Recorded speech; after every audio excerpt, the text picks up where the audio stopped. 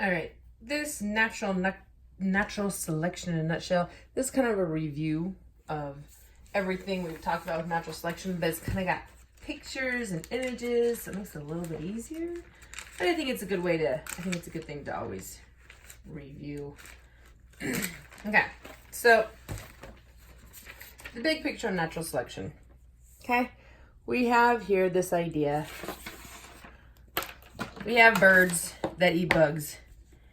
They eat beetles.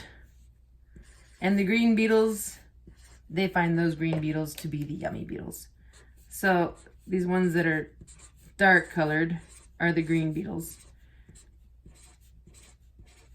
And the brown one, and the others are supposed to be brown in color. So yum, green beetles are our favorite. So they eat the green beetles first, yummy. And then a couple generations later, if you notice the number of green beetles, so we look at our ratios, we've got 1, 2, 3, 4, 5, 6, 7, 8, 9, 10, 11, 12, 13. 13 green to 3 brown. Okay, 13 green to 3 brown. And then a couple generations later, they keep eating those green beetles before they eat the brown beetles, because the green beetles apparently taste better.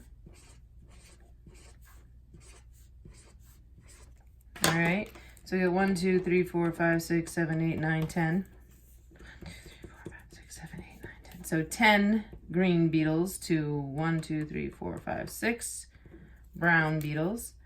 So we're getting more, improving the ratio of brown and green until we get to the point where the green beetles are pretty much all gone. Okay? Green beetles have been selected against and brown beetles have flourished. In this scenario, we have an adaptation. What helps these beetles survive in this situation is the brown color. Okay, so there you go. That's the big idea. The population slowly changes. Okay, this picture right here with all the butterfly wings, okay? This, we're talking about every population has variety. All right, there needs to be variety within the population. Each individual is unique.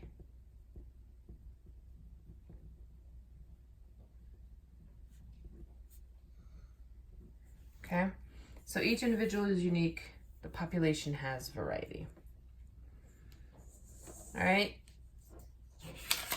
Another concept. If you look at here, you see this beetle X and this beetle. These are parents, mom and dad, and these are offspring.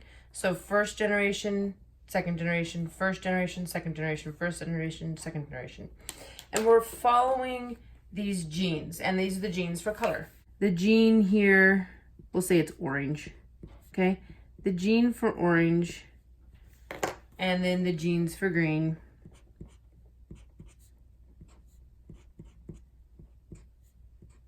Okay, 75% have the genes for green, 25% of the genes are for brown. In the next generation, 71% will be green, 29% are brown. Even though, and then these beetles actually show the brown in their color. Okay, so it shows the brown because it has the brown, the orange, sorry.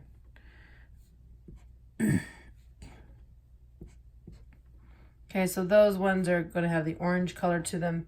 The rest of them are going to be green.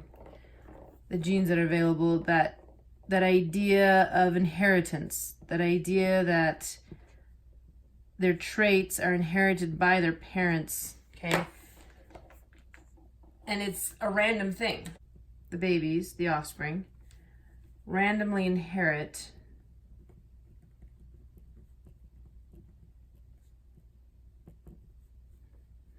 traits from the parents.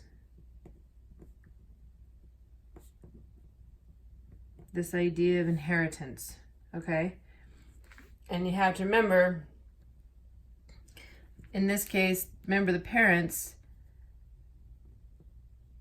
they must have had good traits because they were able to survive and have reproductive success.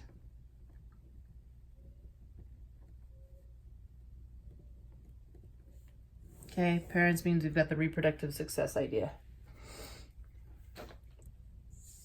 All right, here, you look at it carefully, they're baby turtles, and it's lots of baby turtles, okay? This idea of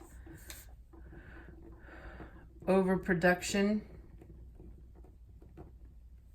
all right, is the idea that there are just way more offspring that are born than can possibly survive. We have way more offspring born than can survive.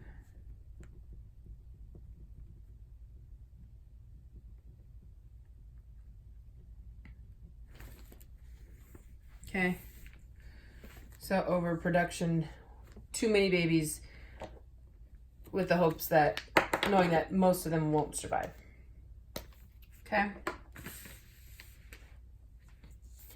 All right, so 1 generation, 2 generations, 3 generations, this change, so you see these X's here, shows the ones that got eaten.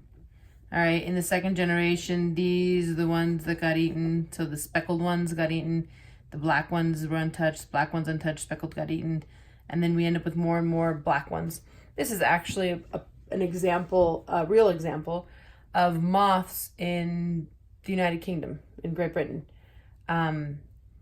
They, with the Industrial Revolution, the use of coal and burning coal, a lot of surfaces got black on them.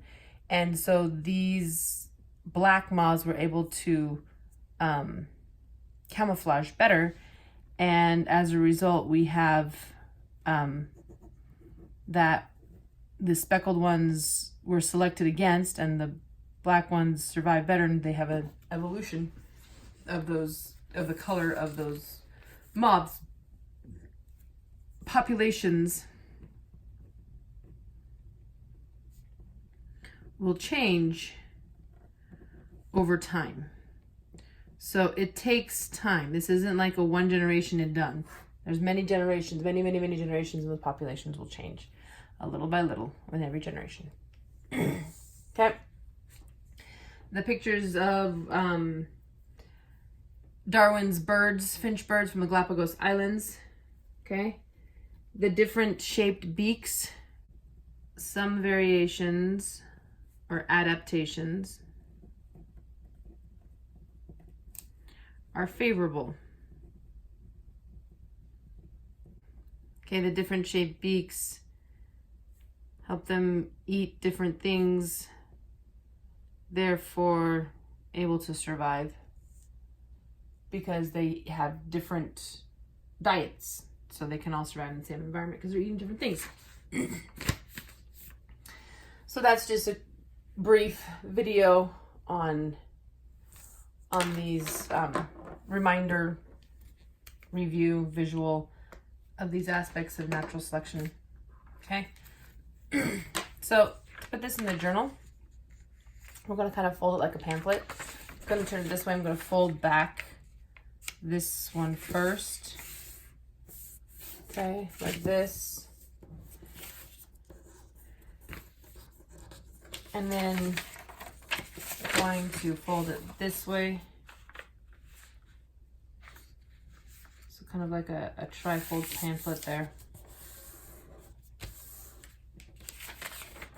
All right, there's 3 different sections there. And in your journal, your page for natural selection, right? Notes for natural selection. Go ahead, open up, glue, put glue in the binding, and we're just going to put it in the binding, this little paper. All right, so